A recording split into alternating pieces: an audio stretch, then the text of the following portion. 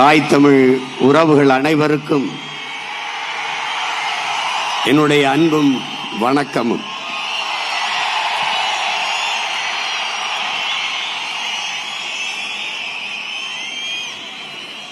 தமிழர் இன வரலாற்றில் இம்மாநாடு ஒரு மாபெரும் பாய்ச்சல்.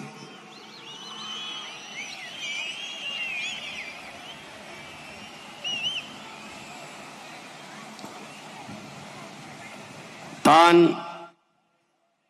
சார்ந்த சாதிக்காக கூடிய தமிழன்,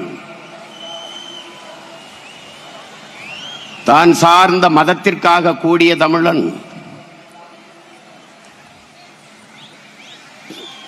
தான் சார்ந்த கட்சிகளுக்காக கூடிய தமிழன்,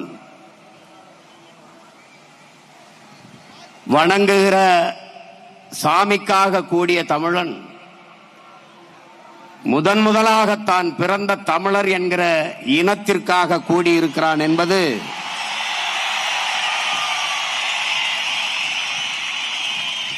ஒரு படிநிலை பாய்ச்சல்.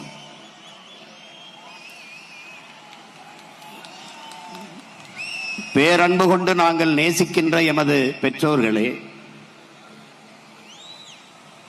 அறிவார்ந்த ஆன்றோர்களே, சான்றோர்களே, நாளைய எம் தமிழ் சமூகத்தை வலிமையான வளமையான ஒரு எழுச்சி மிகுந்த புரட்சிகரமான தமிழ் சமூகமாக மாற்றி படைக்க காத்திருக்கிற இளைய தலைமுறை புரட்சியாளர்களே,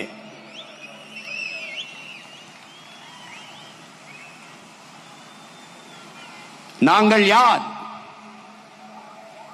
உங்கள் பிள்ளைகள். இங்கு கூடியிருப்பவர்கள் தலைவர்கள், தொண்டர்கள் என்று கூடவில்லை. நாங்கள் தமிழர்கள் ஒரு தாயின் பிள்ளைகள் என்ற உணர்வோடு கூடியிருக்கிறோம். நாங்கள் உங்களிடமிருந்தே உங்களுக்காக வந்தவர்கள், எங்களுக்காகவும் வந்தவர்கள், எங்களின் அடுத்த தலைமுறை பிள்ளைகளுக்காக வந்தவர்கள்.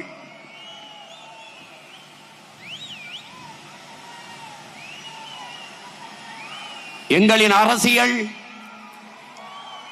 இதுவரை இந்த நில இருக்கின்ற அரசியலிலிருந்து முற்றுமுழுதாக மாறுபட்டது.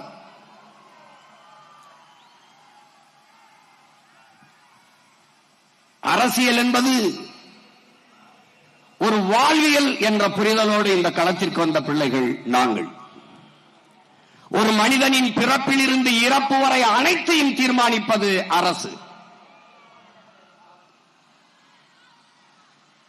அந்த அரசை தீர்மானிப்பது அரசியல். அறிவியல், புவியியல் போல அரசியல் அது ஒரு வாழ்வியல்.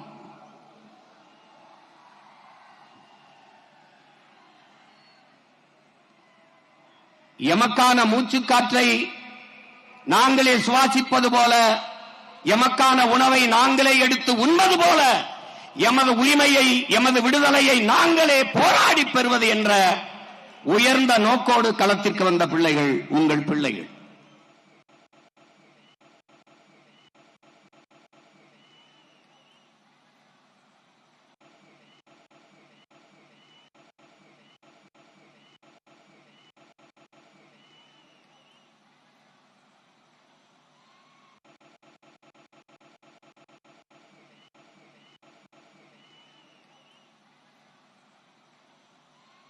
எங்களுடைய கனவு ஆள் மாற்றம், ஆட்சி மாற்றம் அல்ல, ஆட்சி முறை மாற்றம்.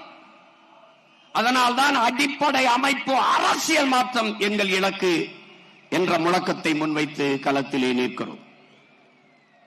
கட்டிய கட்டடத்திற்கு வெள்ளையடிக்க வந்த சீர்திருத்தவாதிகள் அல்ல, அந்த கட்டடத்தை இடித்துவிட்டு புத்தம் புதிதாக புதிய ஒரு கட்டடத்தை கட்ட வந்த புரட்சியவாதிகள் நாங்கள்.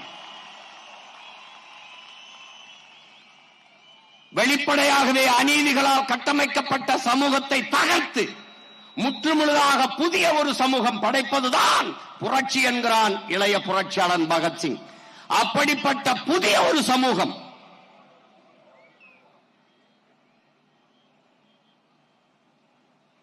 இங்கே அரசியல் என்பது கட்சி அரசியல், தேர்தல் அரசியலாக கட்டமைக்கப்பட்டிருக்கிறது. மக்களுக்கான அரசியல் இல்லை. இங்கே செய்தி அரசியல், விளம்பர அரசியல் இருக்கிறது. சேவை அரசியல், செயல் அரசியல் இல்லை.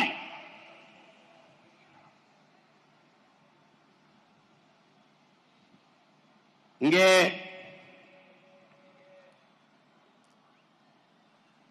உங்கள் பிள்ளைகள் எங்களின் கனவு, எங்களின் இலக்கு, எங்கள் திருநாட்டில் எங்கள் நல்லாட்சியே.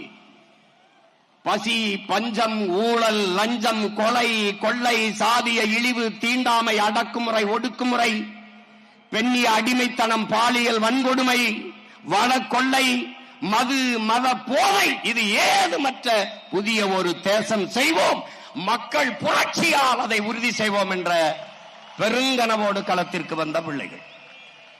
கல்வி, கல்விக்கேற்ற வேலை, அதற்கேற்ற சம்பளம், அதை கொண்டு வாழ்கிற பெருமைமிக்க வாழ்வு, அதுவே எங்களுடைய கனவு. காட்டு வளம், கனிம வளம், கடல் வளம், மலை வளம், மண் வளம் எல்லாவற்றையும் காப்பது, தொழில் வளர்ச்சி, பொருளாதார மேம்பாடு, இவற்றுக்கெல்லாம் ஒரு அரசியல். இது நாடு, தமிழ்நாடு, தேசம் தமிழ் தேசம். இங்கு வாழ்கிற மக்களின் மொழி, கலை, இலக்கியம், பண்பாடு, வழிபாடு எல்லாவற்றையும் காப்பது ஒரு அரசியல். அந்த அரசியல் தமிழ் தேச அரசியல்.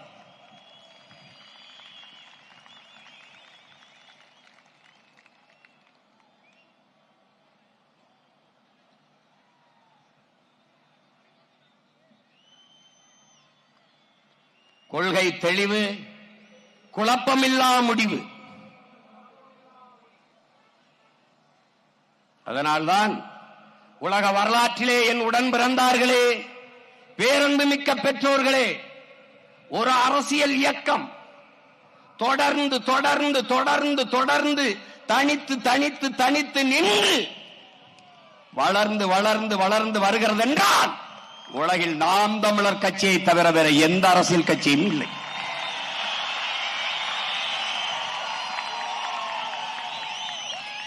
இரண்டாயிரத்தி 16 வெறும் 4.5 லட்சம் வாக்குகள், 1.1 விழுக்காடு. மற்ற கட்சிகள் எல்லாம் இருந்த இடம் தடம் தெரியாமல் போயிருக்கும்.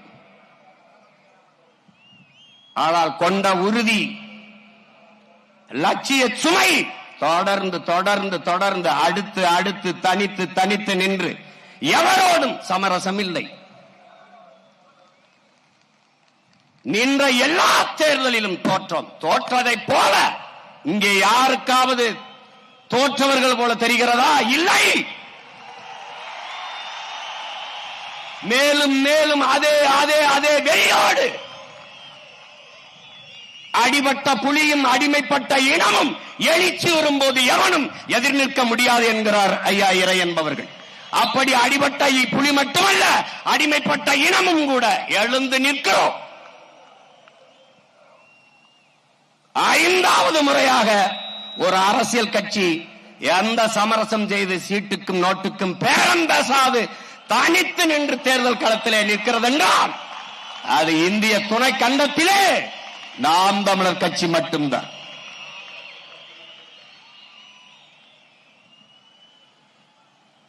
ஏன் தனித்து நிற்கிறோம்?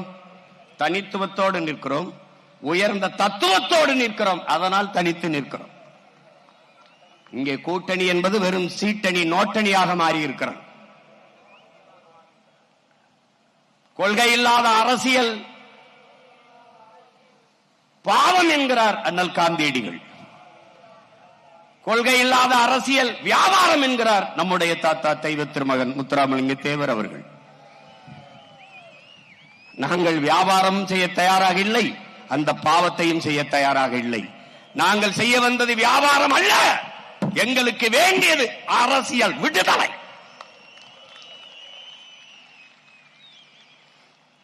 அதற்காகவே தனித்து தனித்து களத்திலே நிற்கிறோம்.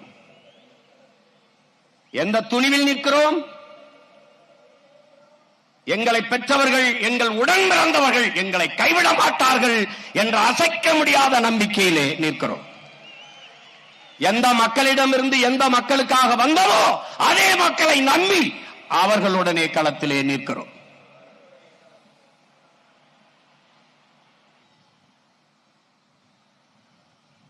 தமிழ் பயிற்று மொழியாக இருந்தது, பிறகு அது பாடமொழியாக மாறியது, பிறகு அது விருப்ப மொழியாக மாறியது. எந்த தமிழனும் விரும்பவில்லை.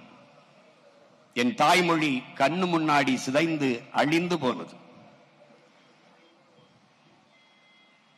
மணக்க வரும் தென்றலிலே குளிராயில்லை, தோப்பில் நிழலாயில்லை, தனிப்பைதான் துன்பம். இது தமிழகத்தின் தமிழ் தெருவில் தமிழ்தான் இல்லை என்று வருந்தி பாடினான் நம் புரட்சி பாவலன்.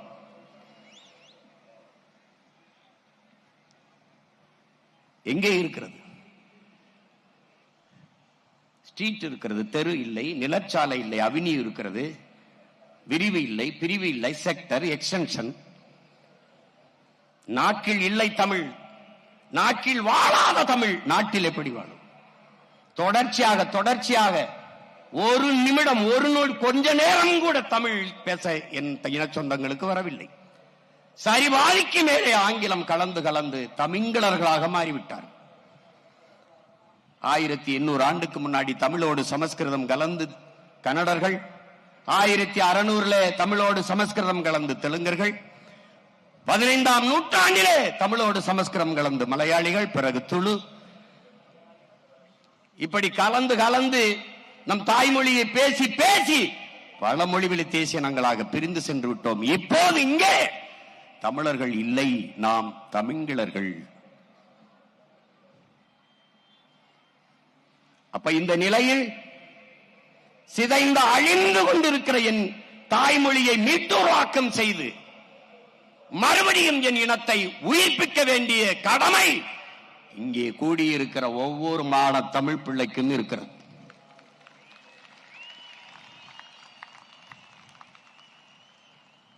தமிழன் பெயரிலே தமிழ் இல்லை, பிள்ளைக்கு தமிழ் பெயரை சூட்டுவோம், நாம் தமிழர் என்று உலகிற்கு காட்டுவோம் என்றார் முத்துக்குத்தன். யாரும் தமிழில் பெயர் வைப்பதில்லை, தமிழில் பேசுவதில்லை. தமிழ் படித்தால் வேலை கிடைக்குமா, தமிழ் படித்தால் சோறு கிடைக்குமா என்று எண்ணுகிற ஒரு இழிவான மனப்போக்கு.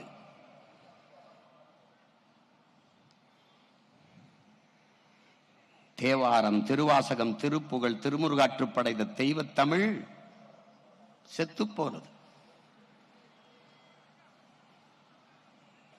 அகநானூரும் புறநானூரும் தந்த என் அன்னை தமிழ் அழிந்து போனது. நக்கீரா, உன் தமிழோடு சற்று விளையாடவே நான் வந்தேன் என்ற என் சிவனின் தமிழ் செத்து போனது. அவையே உன் தமிழள்ளி பழுகவே நான் வந்தேன் என்ற என் முருகப் பெருமானின் தமிழ் முடிந்து போனது. என்னரும் தம்பி தங்கைகளே, மிகப்பெரிய பொறுப்பையும் கடமையும் சுமந்து நிற்கிற பிள்ளைகள் நீங்கள். அதனால்தான் திரும்ப திரும்ப சொல்லுகிறேன், இது ரசிகர் கூட்டம் அல்ல, லட்சிய கூட்டம் என்று சொல்வதற்கு காரணம் அதுதான்.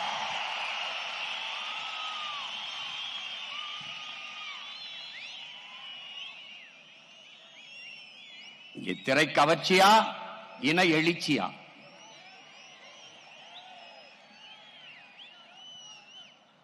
பணமா, தமிழன் என்கிற மானமிக்க இனமா? இதுதான் இந்த களத்திலே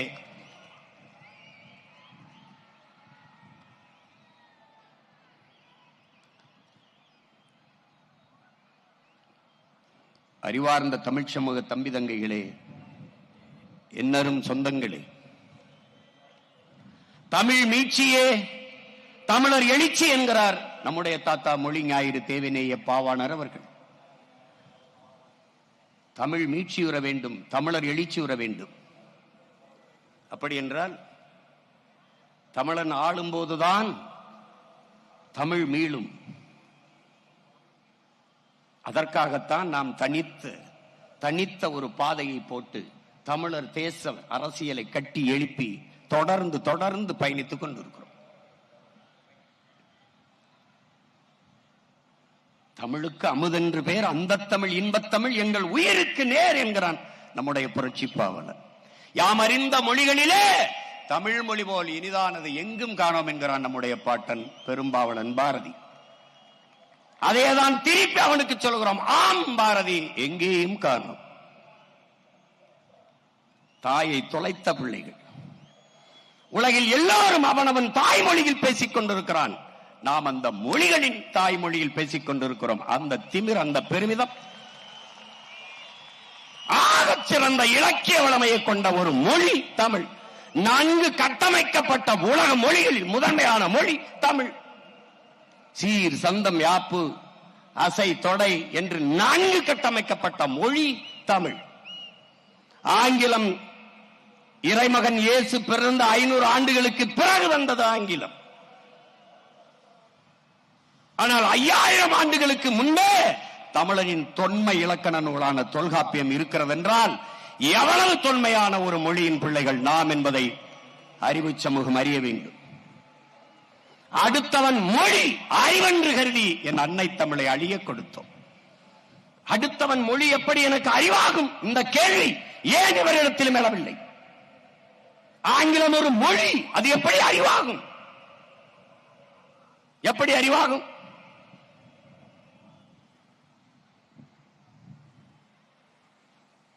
கேரள கவிஞன் ஆற்றூர் ரவிவர்மா சொல்கிறார், உலகத்திலே ஆகச் சிறந்த இலக்கியங்களை தன் தாய்மொழியிலே படிக்கிற வாய்ப்பு பெற்றவர்கள் கிரேக்கர்கள், சீனர்கள். அதையெல்லாம் தாண்டி இந்தியாவில் தமிழர்கள் என்று பதிவு செய்கிறார். அந்த தமிழ் மொழி என் தாய்மொழி, மலையாளத்தின் தாய்மொழி என்பதில் எனக்கு பெருமை என்று பதிவு செய்கிறார்.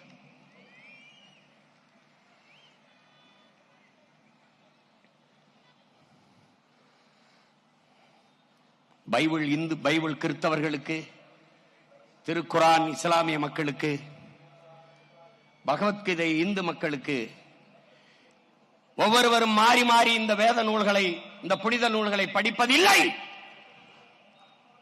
ஆனால் எந்நாட்டவருக்கும் எச்சமயத்தவருக்கும் எக்காலத்திற்கும் ஏற்ற ஒரு வாழ்வியல் நன்னறி உண்டென்றால் அது வள்ளுவ பெருமகனார் தந்தருளிய திருக்குறள் தான் என்று நம்முடைய தாத்தா தெய்வ திருமகன் முத்துராமலிங்க தேவர் அவர்கள் பதிவு செய்கிறார். அதனால்தான் அது உலக பொதுமறை என்று சொன்னோம். அந்த மறை தந்தவனின் பிள்ளைகளா நாம் மறந்து போனோம் தமிழை.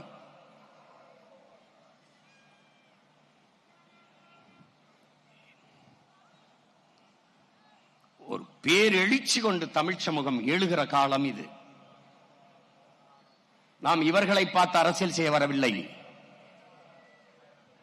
தான் வீழ்ந்தாலும் சரி என் இனம் எழுந்தால் போதும், தான் செத்தாலும் சரி என் இனம் வாழ்ந்தால் போதும் என்று நின்ற ஒப்பற்ற பெருமரவன் நம்முடைய தலைவன் மேதகவே பிரபாகரன் அவர்கள்.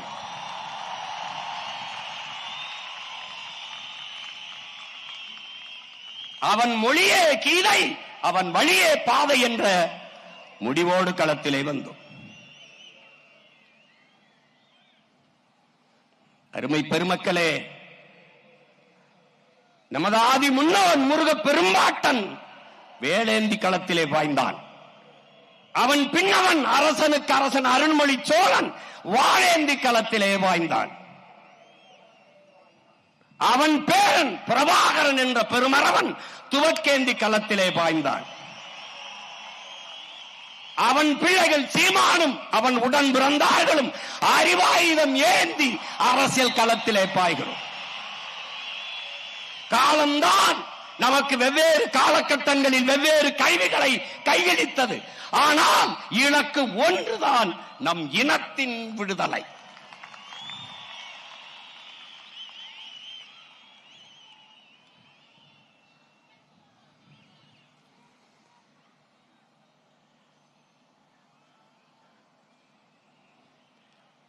சிதைந்து அழிந்து கொண்டிருக்கிற என் தாய் தமிழை மீட்க, மொழியை பாதுகாத்த இனமெல்லாம் கடுகளவு இருந்தாலும் மலையளவு உயர்ந்து வாழும்.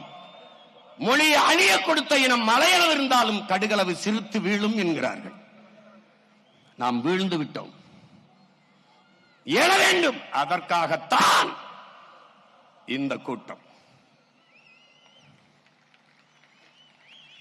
மாநாடு என்றால் எப்படி இருக்க வேண்டும்?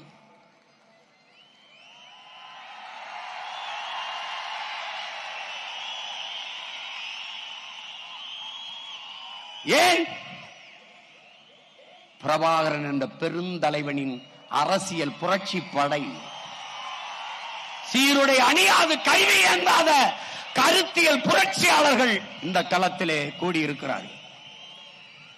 பல்வேறு நாடுகளில் இருந்து, பல்வேறு மாநிலங்களில் இருந்து வர முடிந்தவர்கள் வந்திருக்கிறார்கள். ஆனால் உலகெங்கும் வாழ்கிற ஒவ்வொரு நாட்டிலும் என் இன உறவுகள் உணர்வு எழுச்சியோடு நம்மை வாழ்த்திக் கொண்டிருக்கிறார்கள்.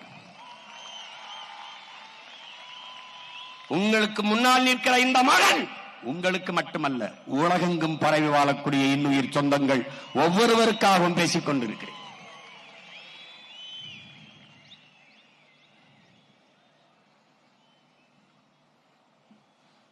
என் அன்னை தமிழை அழியாமல் மீட்க காக்க ஒரு அரசியல் பெரும்படையை கட்டி எழுப்பி வருகிறோம். இந்தி திணிப்பால் எம்முயிர் தமிழ் மொழி இறந்து விடுமோ, அழிந்து விடுமோ என்று அஞ்சி முதலாக தன் உயிரை தந்தவன் நம்முடைய பாட்டன் நடராஜன். அதற்கு பிறகு தாளமுத்து என்கிற இன்னொரு பாட்டன். அவர்கள் தொடங்கிய மொழி புரட்சி இன்று வரை தொடர்கிறது. மொழி செத்துவிடக்கூடாது என்று செத்தார்கள் நமது முன்னவர்கள், செத்து போனது. இனம் செத்துவிடக்கூடாது என்று செத்தார்கள் நம் இன உறவுகள், இனம் செத்து போனது. என்ன செய்யலாம்? அவ்வளவுதான் என்று விட்டுவிட்டு செல்வதா? இல்லை, வீழ்ந்த தமிழினம் எழுந்தது, மறுபடியும் மறுபடியும் மறுபடியும் போரிட்டு வென்றது என்ற வரலாற்றை படைக்க வேண்டுமா என்பதை மான தமிழ் பிள்ளைகள் நீங்கள்தான் முடிவெடுக்க வேண்டும். ஈழ தாயகத்தில் இறங்கிய புலிக்கொடி இன்னொரு தாய் நிலத்தில் அடுத்த ஆண்டே ஏற்றப்பட்டது.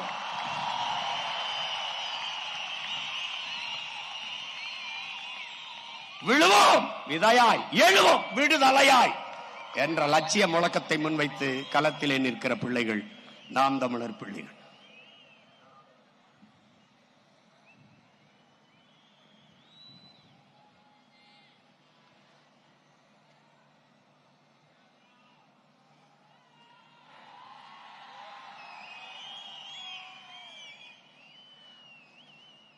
உன் மொழி எவ்வளவு பெருமைக்குரிய ஒரு மொழியின் மகன் நீ, எவ்வளவு பெருமைக்குரிய தாயின் மகன் நீ. வானம் அளந்த அனைத்தும் அளந்த வன்மொழி வாழியவே, வானம் அறிந்த அனைத்தும் அறிந்து வளர்மொழி வாழியவே என்கிறான் நம்முடைய பாட்டன் பெரும்பாவளன் பாரதி. வானிலும் பெரியதடா என்னுடைய மொழி என்கிறான்.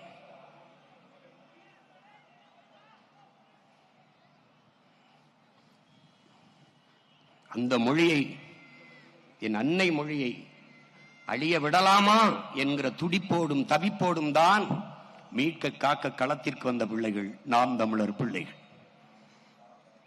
நாம் தமிழர் கட்சி பதவிக்காக அல்ல, மக்களின் உதவிக்காக. இது மக்களை வைத்து பிழைக்க அல்ல, என் மக்களுக்காக உழைக்க. இது பணத்திற்காக அல்ல, நாங்கள் பிறந்த பெருமை மிக்க தமிழர் என்கிற இனத்திற்காக. பணமும் பதவியும் சீட்டும் நோட்டும் தான் என்றால் அரை விழுக்காடு, ஒரு விழுக்காடு, கால் விழுக்காடு வச்சிருக்க கட்சிக்கெல்லாம் பேரம் பேசி சீட்டும் நோட்டும் ஒதுக்கப்படுகிற போது 8.22 8.5 விழுக்காடு 36 லட்சம் வாக்க வைத்திருக்கிற நமக்கு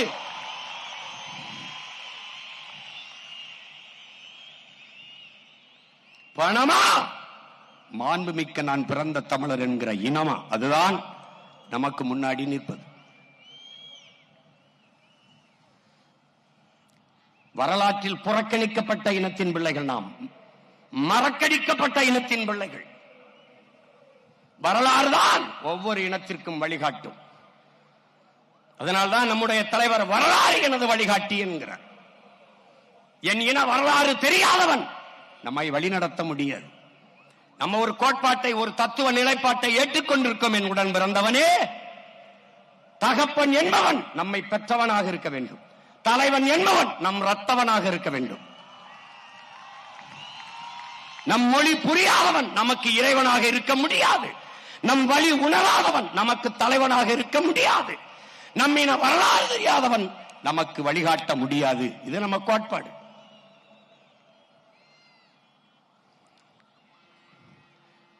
அதைத்தான் நமது அண்ணன் திலீபன் அவர்கள்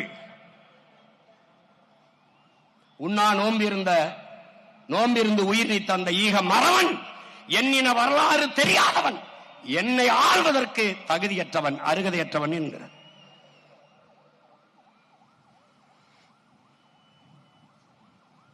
முற்றுமுழுதாக வரலாற்றில் இருந்து புறக்கணிக்கப்பட்ட இனத்தின் பிள்ளைகள் நாம். வல்லபாய் பட்டேலை படிப்போம்.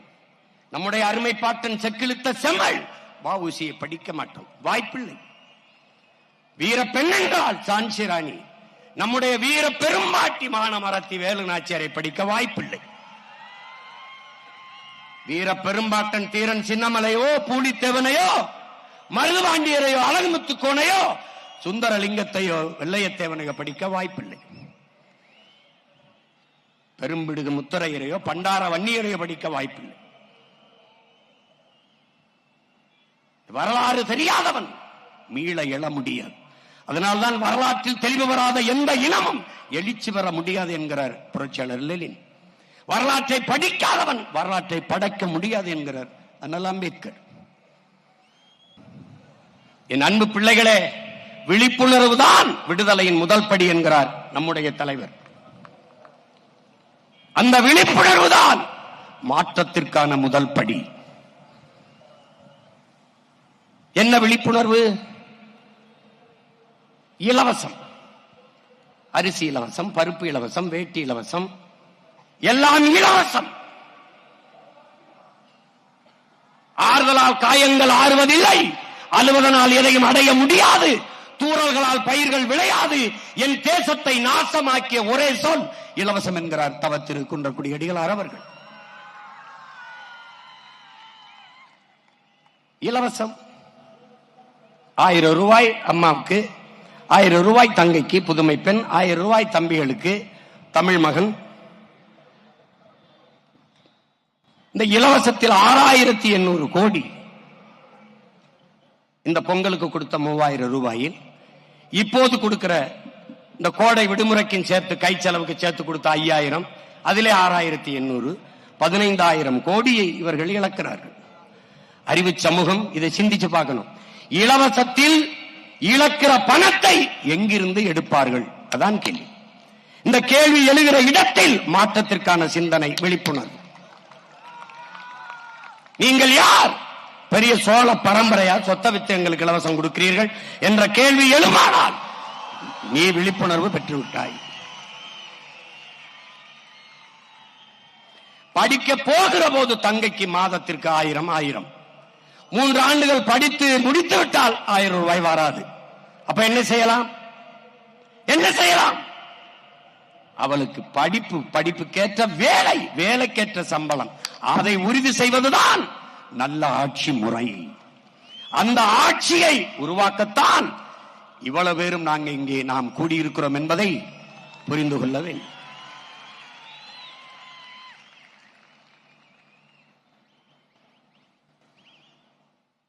ஒரு கேள்விதான் என் உடன் பிறந்தவனே.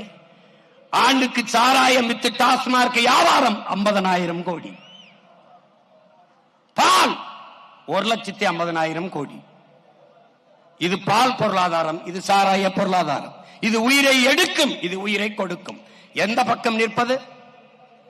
1,50,000 கோடி பால். பால் வளத்துறை இருக்கிறது, கால்நடைத்துறை இருக்கிறது. கால்நடைத்துறைக்கு அமைச்சர், பால்வளத்துறைக்கு அமைச்சர். பால் இருக்கிற வளம் எங்கே? வளம் எங்கே? கால்நடைத்துறைக்கு அமைச்சர், கால்நடை எங்கே? எங்கே? இந்த கேள்வி எழுமானால் அது விழிப்புணர்வு, அது மாற்றத்திற்கான முதல் படி. உனக்கு எங்கிருந்து பால் வருகிறது? ஆந்திராவில் இருந்து. உனக்கு எங்கிருந்து கறி வருகிறது? ஆந்திராவில் இருந்து. எங்கிருந்து கறி வருகிறது? ராஜஸ்தானில் இருந்து. ஏன் நீ ஆடு வளர்க்கவில்லை, மாடு வளர்க்கவில்லை? ஏன் வளர்க்கவில்லை? அதை நடமாடும் வாய்ப்பகம் என்கிறான், மொபைல் பேங்க் என்கிறார்கள். ஒரு ஆடு என்றால் 50,000. அதை வங்கியிலே நிலையான வைப்பு தொகையாய் நீ போட்டிருக்கிறாய் ஒரு ஆடு என்றால். இந்த கேள்விகள் எழுமானால் அதுதான் விழிப்புணர்வு. 1000 ரூபாய் பெண்களுக்கு திமுக, அதிமுக வந்தால் 2000 பெண்களுக்கு இலவச பேருந்து. அதிமுக ஆட்சிக்கு வந்தால் ஆண்களுக்கும் இலவச பேருந்து. இலவசமாக ஒரு பேருந்தை ஓட்டுகிறது ஒரு அரசு. 1 லட்சம் கோடி அந்த பேருந்துக்கு போக்குவரத்து துறையில இழப்பு இருக்குது, கடன் இருக்குது. 1 லட்சம் கோடி கடனை வைத்துக் கொண்டு இலவசமாக பேருந்து ஓட்டுவோம் என்று சொல்கிற ஒரு அரசு அரசா தரிசா என்பதை அறிவு சமூகம் சிந்திக்கணும். இப்ப ஆணுக்கும் பெண்ணுக்கும் இலவசம், ஆனால் ஓட்டுநருக்கும் நடத்துனருக்கும் சம்பளம் இருக்கா இல்லையா? அது எங்க இருந்து வரும்? இதுக்கு எரிபொருள் எந்த காசுல நிரப்புவ? புதிய பேருந்து எங்கிருந்து வாங்குவ? இந்த பேருந்து பழுதானால் சீரமைக்க காசு எங்கிருந்து எடுப்ப? எப்படி? சகிக்க முடியாத மின்கட்டண உயர்வு. அப்புறம் எப்படி மின்துறைக்கு 1 லட்சம் கோடிக்கு மேல இழப்பு? எப்படி நட்டம் வருது? எப்படி நட்டம் வருது? இலவசம் கொடுப்பீர்கள் 10 லட்சம் கோடி கடன். ஒரு குடும்ப அட்டைக்கு 5000, ஆனால் அந்த அட்டையில் 2 லட்சம் ரூபாய் கடன் இருக்கிறது. 5000 வாங்குகிற அம்மா கையிலே 2 லட்சம் ரூபாய் கடன் இருக்கிறது என்பதை அறிவு சமூகம் அறியணும். இதை நீ சிந்திக்க தொடங்கி விட்டால், விழிப்புணர்வு அடைந்து விட்டாய், மாற்றத்திற்கான அரசியல் பிறந்து விட்டது. இவ்வளவுதான். 8 கோடி மக்களால் நிறுவப்பட்ட ஒரு அரசால் தர முடியாத கல்வியை, தரமான கல்வியை, சரியான சமமான கல்வியை ஒரு முதலாளி கொடுத்து விடுவார் என்றால், தனியார் முதலாளியிடத்திலே அரசு தோற்று போகிறதா என்ற கேள்வி உனக்கு எழுமானால் அது விழிப்புணர்வு.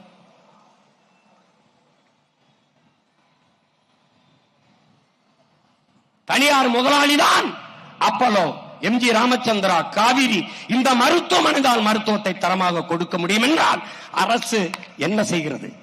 அரசு ஒரு முதலாளியிடத்திலே தோற்று போகிறதா? அப்ப தோல்வி அடைந்த அரசா? ஏன் தரமாக கொடுக்க முடியாது? இந்த கேள்வி எழுமானால் நீ விழிப்புணர்வு அடைந்து விட்டாய். அது மாற்றத்திற்கான அரசியலின் தொடக்கம். நாம் எதுக்கு நிற்கிறோம்? 8 கோடி மக்களால் நிறுவப்பட்ட ஒரு அரசால் முடியாததை தனியார் முதலாளி கொடுத்து விடுவாரா? மோதி பார்க்கலாம். தமிழ்நாடு அரசா தனியார் முதலாளியா? தனியார் பள்ளியில் படிக்கிற மாணவ மாணவிகளுக்கு தனித்தனியே தங்கு விடுதிகள் இல்லை. உயர்ந்த சாதி தாழ்ந்த சாதி என்று தாழ்த்தப்பட்ட மாணவர் மாணவிகளுக்கு என்று தனியாக தங்கு விடுதி இல்லை. ஆனால் அரசு நடத்துற பள்ளியிலே, கல்லூரியிலே எதற்காக தனியாக தாழ்த்தப்பட்ட பிள்ளைகளுக்கு என்று தங்கும் விடுதி? அப்ப தனியார் முதலாளி சாதிப்பதை சமூக நீதி என்று வாய்களில் வெட்டியாக பேசிக் கொண்டிருக்கிற அந்த அரசால் செய்ய முடியாதா? முடியும். எந்த அரசால்? தமிழ் தேசிய அரசால் முடியும்.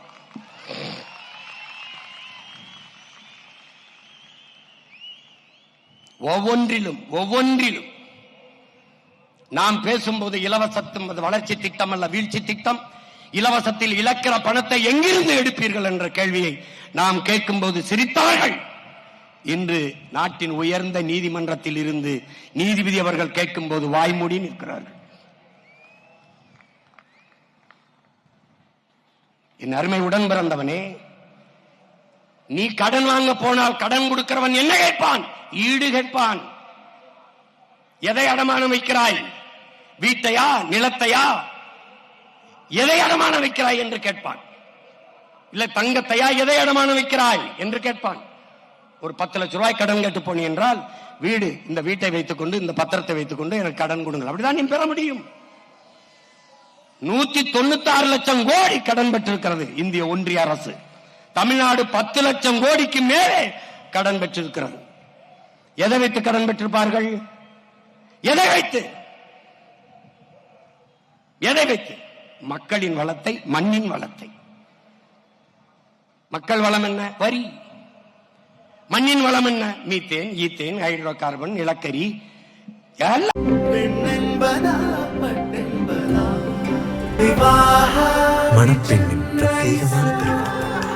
விவாஹா தி சென்னை